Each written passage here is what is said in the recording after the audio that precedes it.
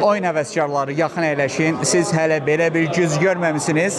CES 2026 sərgisində sərginin ən yaxşılarından biri ROG Crosshair X870 PC-sinin yanındayım. Glacial Build adını veriblər. Bu sadəcə bir kompüter deyil, gələcəyin texnologiyasıdır.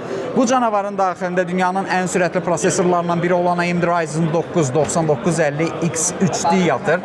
Ekran kartı tərəfində yenicə təqdim olunan yeni seriya ROG Astral RTX 5090 var. Özdə ağ rəngindədir dizayna uyğun olaraq. Ana plata tamamilə su soyutma sisteminə sahibdir və bu blok daxilində Premium X870i Glacial platası quraşdırılıbdır. Asus'un özünə məxsusdur. Həqiqətən möhtəşəm bir sistemdir və daxilində 2 ədəd ekranı var. Biri soyuducunun üzərində yerləşdirilibdir. Dizayn olaraq belə elementlər göstərilir və ən əsas məsələ başqa bir ekran. CPU barəsində bizə məlumat verir ki, nə qədər güc emal eləyir və hal-hazırda CPU-nun aktual dərəcəsi nə qədərdir? 44 dərəcə göstərir və CPU nüvələri barəsində də orada məlumat yerləşdirilibdir.